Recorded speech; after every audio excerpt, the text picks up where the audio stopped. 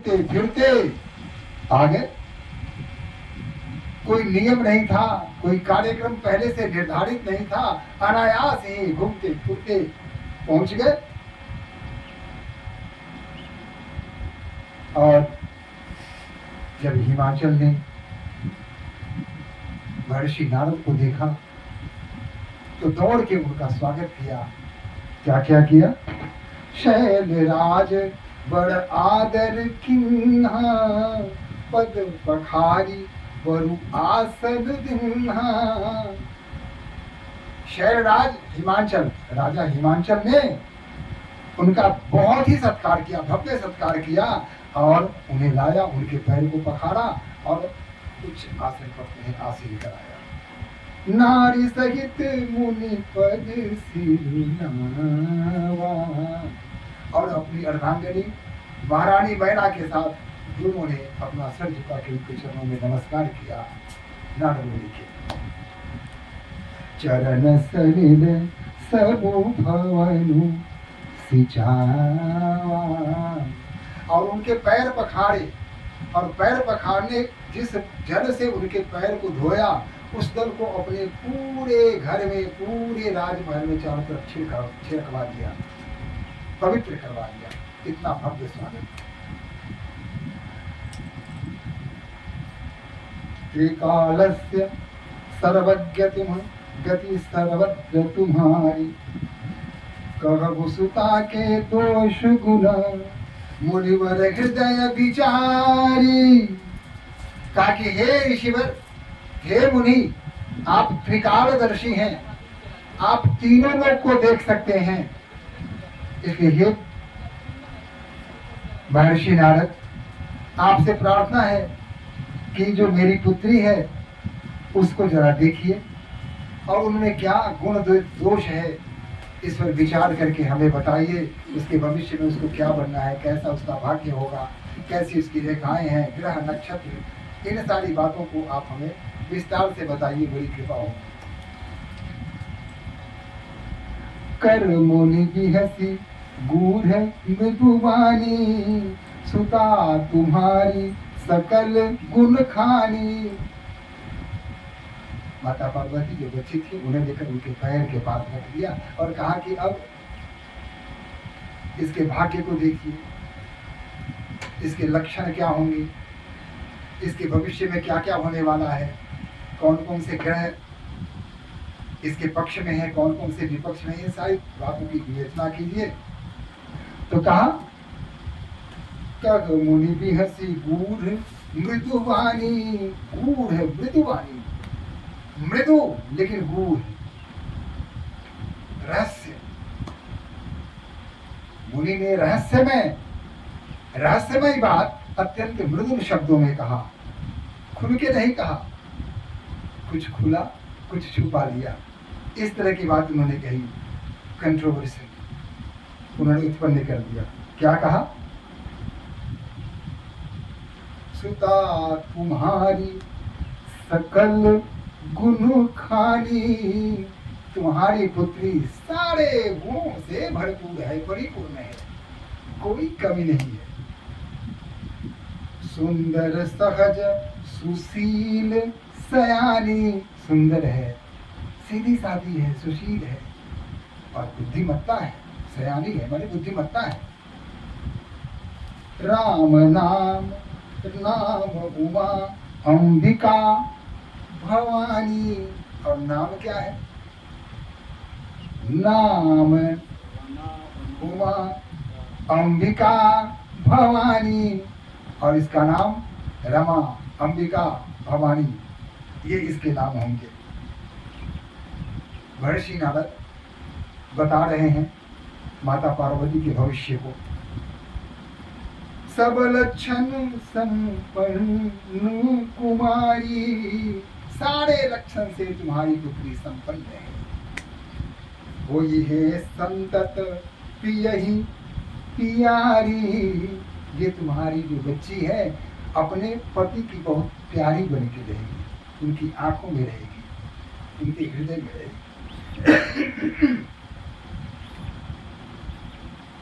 सदा यचल यही कर अहिवाता।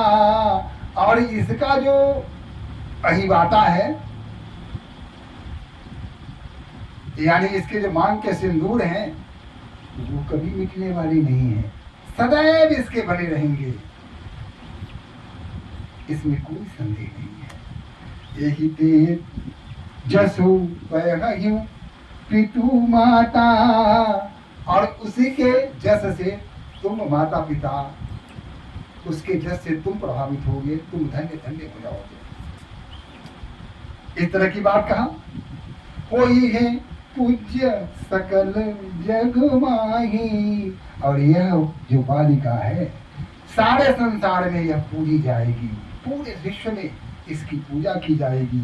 यही सेवत कछु दुर्लभ नाही, इसको सेवने में किसी प्रकार की कोई चीज दुर्लभ नहीं है। अगर इसकी जो इनकी पूजा करेगा, इनकी अर्चना करेगा, तो उस व्यक्ति के लिए संसार में कोई भी चीज दुर्लभ नहीं होगा। यानी मन वांछित फल की प्राप्ति उस मनुष्य को होगी जो तुम्हारी पुत्री की आराधना करेगा, तुम्हारी पुत्री को प्रसन्न कर देगा। भगवान नारद ने सारी बातें कही। यही कर नाम सुमिरी संसारा, इनके नाम को सारा संसार स्मरण करेगा, याद रखेगा। जिय चरी ही पतिव्रत असी धारा, और जो पतिव्रता नारी हैं वो व्रत करेंगी तो इनके नाम से ही करेंगी। यही उनका पतिव्रता नारियों का ये आदर्श होंगी। कोई भी पतिव्रता, चाहे वो तीज हो, त्योहार हो, करवा चौथ हो, इस प्रकार के जितने भी जो पातिव्रत्य व्रत है, उस व्रत में तुम्हारी पुत्री का नाम सबसे ऊपर होगा। ये आदर्श बन के रहेंगी और इनकी पूजा से ही सब कुछ संपन्न होगा। शैल सुलक्षण सुधा तुम्हारी, तुम्हारी सुता सुलक्षणी है, सारे सुंदर लक्षण इसमें भरे पड़े हैं। सुनहु जे अब गुण दुई चारी, अब विचार जो अवगुण है वो भी सुन ही लो।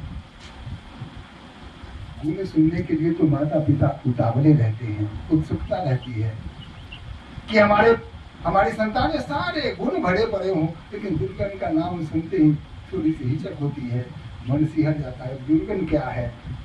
और नारद जी तो वैसे भी रहस्यमयी बातें करते हैं, कुछ खोलते हैं, कुछ बंद रखते हैं, कुछ कहते हैं, कुछ छुपा जाते हैं। तो कहा कि दो चार बात है जो अवगुण है, तो भी मैं कह ही देता हूँ।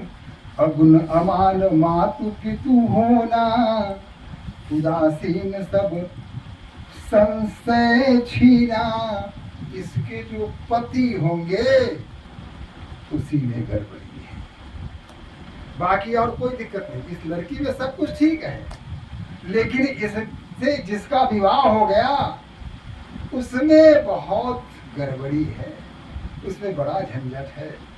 अगुण अमान मातु पितु ही ना, वो अगुण होगा, दुर्गुणों से भरा होगा। अमान, उसको मान सम्मान की चिंता नहीं होगी, उसको मान करो न करो उसको कोई अंदर पड़ने वाला नहीं है। ऐसा आदमी होगा वो, ऐसा व्यक्ति होगा वो।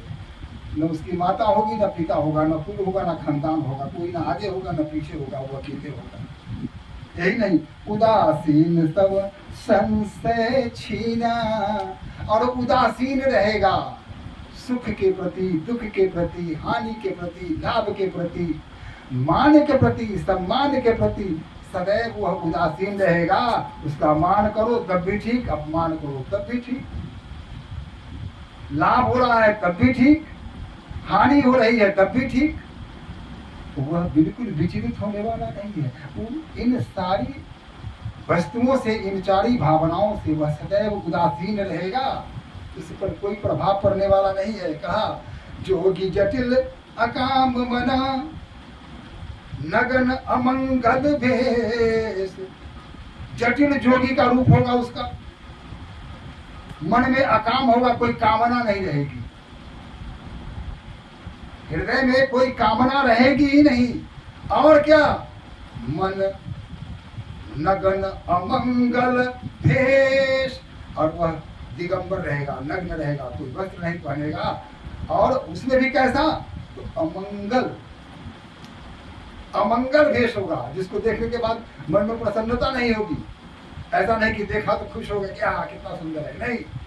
उनका उनकी जो वेशभूषा होगी, उनका जो पहनावा होगा, उनका जो रहन सहन होगा, वह पूरी तरह अमंगल होगा। उसे देख के आपके हृदय में प्रसन्नता उमड़ आए, ऐसी कोई बात नहीं होगी। अस स्वामी यही कह बिलही परिहस्त असिरेख। इसी प्रकार के इसके पति मिलने वाले हैं। ये मैं नहीं कह रहा हूं, इसके हाथ की रेखा कह रही है। हमारे नारद मुनि कहते हैं कि मैं अपनी ओर से नहीं कह रहा हूं, ये मत कहना कि नारद बाबा कह रहे हैं। नारद बाबा कुछ नहीं कह रहे हैं। इस बच्ची के हाथ में जो रेखाएं हैं, वो रेखाएं कह रही हैं। उन रेखाओं को देखकर मैंने आपको बताया। अब राजा हिमांचल और महारानी मैना पर क्या बीती होगी, सोचने की बात है। पहले तो बड़े खुश हुए, सारे गुण ही गुण हैं हमारी पुत्री में, अब गुण तो कोई है ही नहीं। संसार में हमारी पुत्री की पूजा होगी, पतिव्रता धर्म का कोई पालन करेगा तो आदर्श हमारी पुत्री होगी। जो हमारी पुत्री की आराधना करेगा उसकी सारी कामनाएं पूरी हो जाएंगी। ये सारी अच्छी अच्छी बातें सुनकर के पति पत्नी पूरे नहीं समा रहे थे। वाह मैं, वाह मेरी पुत्री, वाह मेरा देश, मेरा राज्य, मेरा महल, मेरा खानदान, मेरा कुल, मेरा गोत्र, आनंद में मग्न थे। लेकिन जब कहा कि इसका तो ठीक है, लेकिन जिससे इसका विवाह होने वाला है सब गड़बड़ी वही है। उसका न कोई माता है, न पिता है, न कुल है, न परिवार है, न कोई आगे है, न पीछे है। उसको अकाम मन है, किसी प्रकार की कामना उसके मन में है ही नहीं। वह किसी भी चीज के प्रति निरपेक्ष भाव से रहेगा, कोई भी भावना उसको प्रभावित नहीं कर सकती। अमंगल वेश में रहेगा, दिगंबर रहेगा, शमशान में रहेगा, भभूति लगाएगा। अब इन सारी बातों को सुन के किसी माता पिता पर क्या बीते, यह तो समझने की बात है। अब आगे क्या होता है सो समझने वाली बात है। सुनि मुनि गिरा सत्य जिया जानी। मुनि की के वचन सुन के अपने हृदय में सत्य माना। कौन? दुख दंपति की उमा हर्षानी। उल्टी बात हो गई, दंपति तो दुखी हो गए।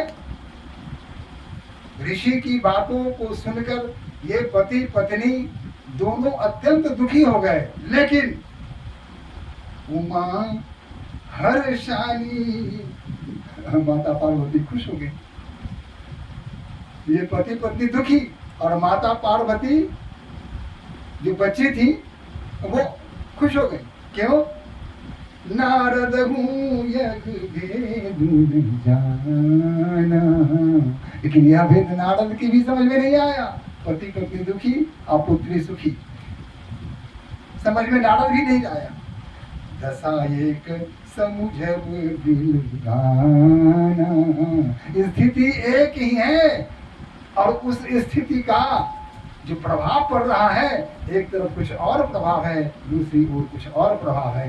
एक तरफ दुख का पहाड़ टूट रहा है, दूसरी तरफ मंगल ही मंगल, आनंद ही आनंद हो रहा है। माता पिता दुख से बोझिल हो रहे हैं, लगता है उनके माथे पर सारे संसार की मुसीबत आ गई हो, और पुत्री आनंद में मस्त है। वो समझ गई, अरे ये सारे लक्षण तो उस बोले शिव का है, जिनसे जन्म जन्म का नाता है। जन्म जन्म का साथ है तुम्हारा हमारा, तुम्हारा हमारा। तो जन्म जन्म का साथ है। हमारे हिंदू सनातन धर्म में कहा गया है कि जो पति पत्नी का संबंध है वो एक जन्म का नहीं होता। कुछ लोग कहते हैं 7 जन्म का होता है। उसी को कहते हैं कि जन्म जन्म का साथ है, 1-2 नहीं, जन्म जन्म का साथ है। हम इसी जन्म में नहीं मिले, इससे पहले भी मिल चुके हैं और आगे भी मिलते ही रहेंगे। उमा ने जो प्रार्थना की थी, वर मांगा था भगवान श्री राम से, उमा को लगा वह वर प्राप्त होने का समय आ गया है। नारद जी स्वयं कह रहे हैं, जिस तरह का वर्णन कर रहे हैं नारद जी कि हमारे पति कैसे होंगे, तो ऐसा तो मंगलकारी या अमंगलकारी जैसा हो वो वेशभूषा तो भगवान शिव का है, दूसरा तो किसी का नहीं है। सीधी सी बात है कि हमारी भक्ति, हमारा जो भाव था वह अब फल के रूप में प्रवर्तित होने जा रहा है। अब वो सारे हमारे जो छूटे हुए सपने थे वो सारे पूर्ण होने वाले हैं। सकल सखी गिरजा गिरी मैना, पुलक शरीर भरे जल नैना। सकल सखी गिरजा गिरी मैना, मैना की सखियों सब थी, वहां थी और प्रस्तुत थी। मैना मैया के सखियां थी। और गिरिजा तो उनके पूरे शरीर प्रफुल्लित हो रहे थे, आंखें सजल हो रही थी चल, और वो गई और अपने भावों को छिपाने के लिए सखियों की गोद में जाकर बैठ गई। बालिका थी, बैठ गई। कोई न मृषा देवर शिवानी, देवर शिवानी हो ही न था देवर शिवानी, हो ही न मृषा देव ऋषि भाषा। देव ऋषि ने जो कही है, जो बात बताई है, वह कभी व्यर्थ नहीं हो सकती। उमा सुबचन हृदय घरी राखा, यह बात उमा के हृदय में घर कर गया कि देव ऋषि की जो वाणी है वह कभी व्यर्थ नहीं जाती, वह असत्य नहीं हो सकती, वो झूठ बोल ही नहीं सकते। उन्होंने जो कुछ भी कहा है वह अक्षरशः होकर रहेगा, ऐसा ही होना है। यही भाग्य की रेखा है। और आनंद में मग्न हो गई हमारी माता पार्वती। उपजगु शिव पद कमल सनेहु, मिलन कठिन मन भाषण देहु। अब यहाँ है जो मिलन की के भाव हृदय में अपने आप उत्पन्न हो रहे हैं, मिलन की उत्कंठा बढ़ रही है, लेकिन मिलन कठिन मन भाषण देहु, लेकिन यह मिलन इतना आसान भी नहीं है, यह मिलन कठिन है। शिव को पाना इतना आसान नहीं है। माता पार्वती की, वैसे तो भोले बाबा को पाना बड़ा सहज है, उन्हें प्रसन्न करना बड़ा आसान है, वो बहुत जल्दी भक्तों पर प्रसन्न हो जाते हैं। और भक्त ने जो कहा कहते ठीक है जब हो गया। अब जैसा कि शिव कुमार की शिव पुराण की एक है कि एक राक्षस आया और उसने शिव की तपस्या शुरू कर दी, कठिन तपस्या की। शिव प्रसन्न हो गए, बोला बोल मान क्या मानता है। उसने कहा कि देखिए मुझे कोई भी नहीं मार सके, ऐसा वरदान मुझे दीजिए। भस्मासुर उसका नाम है। शिव ने बिना सोचे समझे कहा ठीक है तुमको कोई नहीं मारेगा, लेकिन कोई तो उपाय होगा, मरोगे कैसे? कहा कि मैं अपने से मरूं। तो कैसे? तो मैं अपना हाथ अगर माथे पर रखूं तो मर जाऊं। कहा कि बिल्कुल ठीक है, यही होगा, तुम अपना हाथ माथे पर मत रखना, नहीं तो मर जाओगे। शिव ने कह दिया। अब शिव से वरदान प्राप्त करके चला तो उसकी दृष्टि माता पार्वती पर पड़ गई। अब माता पार्वती के सौंदर्य को देख करके वो पूरी तरह मोहित हो गया। कहा किया ये भोले बाबा और रूप रूप में रहते हैं, इतनी सुंदर है ये तो मेरी होनी चाहिए थी। कहा कि लेकिन बिना वो भोले बाबा के रहते तो ये मेरी नहीं हो सकती, क्योंकि भोले बाबा के माथा पर हाथ रखते, हम जिसके माथे पर हाथ रखेंगे वो जल के भस्म हो जाएगा। तो चलो भोले बाबा के माथा पर पहुंच गया, भोले बाबा के हाथ रखने के लिए। भोला बाबा समझ गया अरे इसके मन में तो पाप उत्पन्न हो चुका है, ये तो मुझे भी नष्ट करने आ रहा है। यही जो दुष्ट होते हैं, जो उस पर उपकार करते हैं, उपकार करने वालों को ही वह समाप्त कर देना चाहता है। अतः दुष्टों के प्रति अगर संवेदना, आप व्यर्थ की संवेदना उत्पन्न करते हैं तो आपके लिए सर्वथा अनिष्टकारी है, आपके लिए कल्याणी नहीं हो सकता है। कि दुष्ट कभी बदल ही नहीं सकते, उनकी प्रवृत्ति ही दुष्टता होती है। वही प्रवृत्ति भस्मासुर की थी, उसके मन में जो हुआ भावना उत्पन्न हो गई और भगवान शिव को ही समाप्त करने के लिए उनकी तरफ बढ़ चला। भगवान ने देखा कि तो बड़ा आ रहा है मेरी तरफ, भगवान भाग पड़े। अब भाग रहे हैं, आगे आगे भोलानाथ भाग रहे हैं और पीछे पीछे हाथ लेकर के दौड़ा जा रहा है उनके माथे पर रखने के लिए। वो भाग रहे हैं और ये पीछे खींच रहा है उनको। अब ऐसा देखते देखते वहां थोड़ा हुआ तो निश्चल है, उनके मन में किसी प्रकार का कोई दुर्भाव नहीं है। कल्याण, शिव माने होता है कल्याणकारी। तो शिव तो विश्व के लिए कल्याणकारी है, अकल्याण की बात तो कभी सोचते नहीं है। और यह जो मूढ़ है वह उनको अकल्याण करने के लिए आ रहा है। अब इससे कैसे बचे? शिव भाग रहे हैं, वो खींच रहा है। भगवान विष्णु ने देखा वहां से, कहा कि अरे फिर भोले बाबा फिर एक मुसीबत खड़ी की है। फिर क्या था? भाग रहे हैं शिव, अचानक बीच में माता पार्वती का वेश बना के भगवान विष्णु प्रकट हो गए। कहा कि क्या बात है, क्या बात है, क्यों खींच रहे हो? तो कहा कि हम तुमसे विवाह करना चाहते हैं, लेकिन उसको मार देंगे। तो मैं कहा कि छोड़ो ना उनको, हम तो ऐसे ही तुमसे विवाह करने के लिए तैयार हैं, अब ये कर लेते हैं। तो खुश हो गया, कहा कि उसको कर लेगी। तो हाँ हाँ बिल्कुल, हम तुम पसंद हो तो मैं अभी तुमसे विवाह कर लूंगी, तुम कहो ना अभी, लेकिन एक शर्त है। कहा कौन शर्त? मुझे नाच देखे हुए बहुत दिन हो गया, तुम अगर मुझे नाच करके दिखा दो तो अभी विवाह कर लेते हैं। कहा कि ये कौन बड़ी बात है, मुझे नाचना आता है, तो नाचो जरा। तो एक हाथ उसने रखा कमर पर और दूसरा जीव ही माथे पर रखा, जल के खाक हो गया। तो इस तरह से शिव तो भोले वाले हैं, उन्हें प्रसन्न करना कोई कठिन काम नहीं है।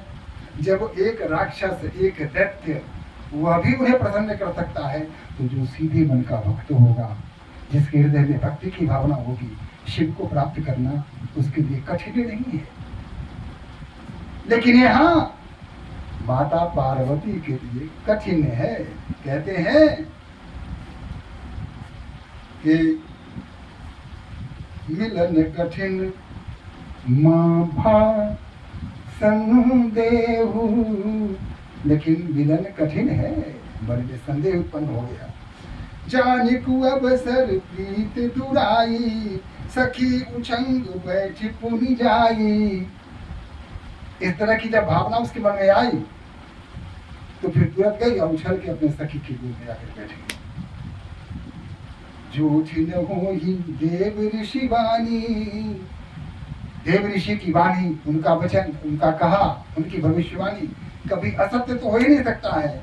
सोच ही दंपति सुखी सयानी, दोनों पति पत्नी सोच रहे हैं कि देव ऋषि ने जो बात कही है वह मिथ्या नहीं हो सकती, वह सत्य होकर रहेगा, वह ब्रह्मा की लकीर है। उसी को उन्होंने कहा है। उर्धर धीर कहीं मन में बहुत बेचैनी थी। महाराजा हिमांचल के मन में बड़ी अशांति थी, फिर भी धीरज अपने मन को रखा और उन्होंने कहा, रघुनाथ का कई ये तो सब ठीक है ऋषिवर, आपने सब कुछ कहा ठीक है, लेकिन इसका कुछ उपाय तो होगा ना। आमतौर पर होता है ना कि ठीक है, पंडित जी ने बता दिया कि भाई भड़का राहु केतु शनि सब इसके पीछे पड़े हुए हैं, और इस तरह की बातें जब करते हैं पंडित जी तो बेचारे जजमान परेशान हो जाते हैं, कहते हैं कि तो कोई उपाय ढूंढो ना। तो उपाय भी वही बताते हैं। तो यहाँ भी वही स्थिति है, क्या कि कोई उपाय हो। यहाँ आजकल की भाषा में कहें तो कुछ नहीं दे करके जरा इसको खत्म कर दीजिए, अगर कुछ पैसा वैसा खर्च करना पड़े तो दे देते हैं और गड़हुए को कटवा दीजिए। क्योंकि नारद मुनि तो साधारण है नहीं, साधारण ऋषि है, देव ऋषि है, इस तरह की बातों को कैसे मान सकते थे। कक मुनि शरीर बंत सुनु जो विधि लिखा लीलार, देव धनुज नर नाग मुनु कोई न बेटन हार। ताकि देव ऋषि ने कहा, ये राजा हिमांशु सुनो, इसके माथे में जो लिखा हुआ है संसार में कोई भी उसको मिटा नहीं सकता, उसको समाप्त नहीं कर सकता, उसको खत्म नहीं कर सकता। जो विधाता ने लिख दिया हुआ वो कर ही रहेगा, इसको कोई नहीं मिटा सकता, कोई मिटाने वाला संसार में है ही नहीं। तदपि एक मैं कहूँ पाई, देखिए फिर भी मैं एक उपाय तुमको बताता हूँ। ऋषि ने कहा होनी करे जो देव सहाई, अगर तुम सहायता करो तो ऐसा हो सकता है। जस बरु मैं वर्णऊ तुम पाही, वर के भेष को जिस प्रकार मैंने वर्णन तुम्हारे सामने किया है कि पार्वती के जो पति हो के कैसे होंगे, उसके भेष और उसके स्वभाव का जो वर्णन किया है, मिलही उमही तय संशय नाही, निश्चित रूप से वही उमा को मिलेगा, वही पार्वती जी को मिलना है, इसमें किसी प्रकार का कोई संशय नहीं है, यह अकाट्य है, मिलना ही है। जे जे बर के दोष बखाने, तुम्हारे होने वाले दामाद के जो जो दोष मैंने तुम्हारे सामने प्रस्तुत किए, जिसका मैंने वर्णन किया, ते सब शिव पही मैं अनुमाने, ये सारे दोष गुण शिव में।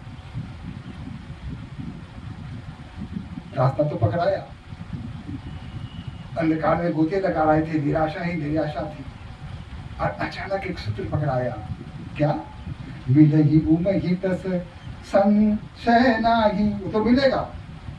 ते सब शिव पही मैं अनुमाने, ये सारे गुण शिव में है जैसा मेरा अनुमान है। जो विवाह शंकर अगर शंकर के साथ इनका विवाह हो जाता है, दोष गुण सब कहे सब कोई, तो जितने भी दोष मैंने तुम्हारे सामने गुनाए हुए सारे गुण में परिवर्तित हो जाएंगे, फिर दोष रहेंगे ही नहीं।